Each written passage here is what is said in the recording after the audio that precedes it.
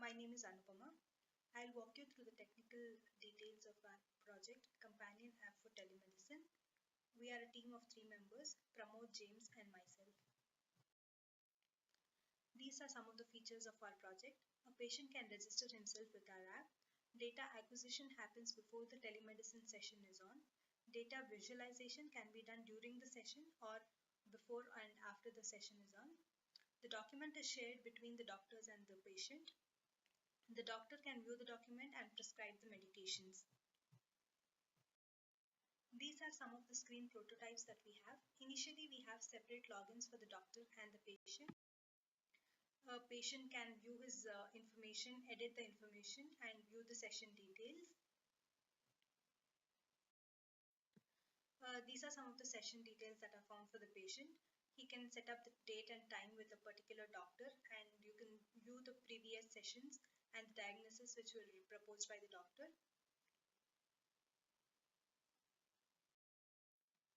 Similar to the patients, we have doctor information. The doctor can also edit his information, view the sessions and upload the reports and the prescriptions to the patients. He can view the patient details and the diagnosis which were for the sessions done before. And he can schedule a session with the patient. This is the screen when the live session is going on. We can view the live video and the patient details on the right hand side. On the left hand side, we have different tabs for report comparing the results of the previous sessions and the prescriptions suggested by the doctor to the patient. So coming to the app definition, for our app, the example user inputs are sugar level and blood pressure of a patient. There needs to be a resource mapping for these user inputs and the data accepted by the FHIR resources. So there needs to be a data definition that needs to be defined. Visualization for the difference in values between the two sessions are provided by our app. This is the proposed architecture. We will be using JavaScript for the doctor and patient side apps. We will be using the Smart on FHIR for the web app development. We will have an instance of a FHIR hosted and the Smart will run on it. At the client side, we will be using JavaScript. We may need a separate database to store the session related information. We will use the native JavaScript adapter on Smart.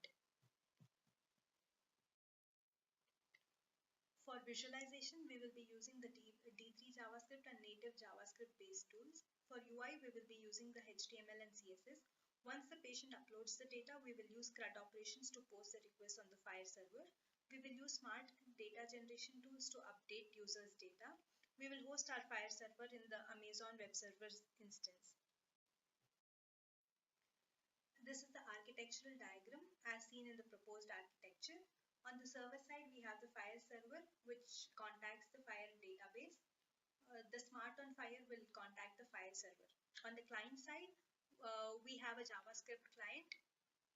We have the Smart on FHIR client on top of it.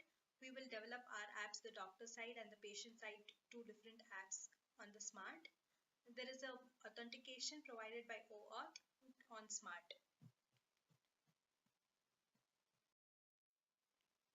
This is the sequence diagram of our project. Our app will contact the Smart using the URL and the authentication context. Smart will in turn contact OAuth for requesting an authorization. Once the user is validated and the context is verified, OAuth will return an authentication token. Using this token, the request for the patient data is given to the FHIR server. The FHIR server will return us with the patient data, and this is given to our app using HTML and JS.